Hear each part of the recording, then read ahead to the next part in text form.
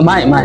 ကျွန်တော်ဖုန်းလေးပြသွားတယ်လေအမတို့ကြီးပြန်လာရောက်နိုင်ပါပဲဖြစ်ဖြစ်အဲ့လိုကျွန်တော်ပြန်ဆက်သွယ်ပေးရမယ်နော်အမဟုတ်မှာဟုတ်မလေးရဲ့နာမည်လေးရဲ့ဖုန်းနံပါတ်လေးအမတို့ကိုပေးခဲ့တယ်လေနော်ဒီမှာဖုန်းကကျွန်တော်တော့လဲခတ်ထားတယ်တော့ဆိုအလဲတန်းနေ983ခတ်ထားတယ်လောရီပိုင်းလာဖြီရလို့လေညာရောက်တာချင်းကျွန်တော်ဆက်သွယ်ပေးရနော်အေးပါအမတို့ဆက်သွယ်ပေးမယ်နော်အဲ့ဒါမင်းနာမည်လေးရဲ့ဖုန်းနံပါတ်လေးရဲ့ပြောပြပေးလေနော်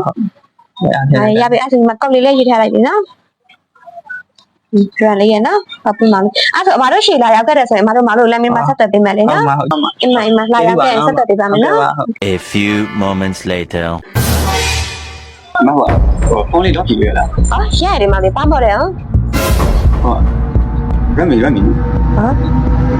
တော်လေးဖြစ်မှာနော်မောင်လေးဒီကဘူးတော့ကျိုးလို့ရှိသလားရှိတာပါမဘူးကြီးအဆုံးရှိရကျွန်တော်အပြည့်ကြီးဝယ်ထားပါပြီအိမ်မှာဘူးတွေကျိုးတွေအကုန်ရှိသေးဘူးကျိုးလည်းရှိရနော်အဲ့ဆိုမောင်လေးဟိုကခဏလောက်လေးထိုင်ပြီးအောင်လေအမတို့ကလည်းတစ်ချက်ကြည့်ပေးမယ်လေနော်ခဏလောက်လေးထိုင်အောင်နော်ဟယ်လို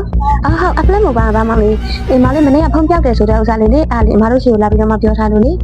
အေးအားလေအခုအမတို့ရှိကိုဖုန်းလေးလာရောက်နေလို့လေတော့လေးလာပြီတာအားလေအမတို့လမ်းပြမကြောင်းကြပေးရပါနော်အေးအမတို့အားဆိုကတ်တမအချိန်လေးဆွဲထားလိုက်မယ်နော်မောင်လေးခုလာခဲ့ပေးပါနော် A few moments later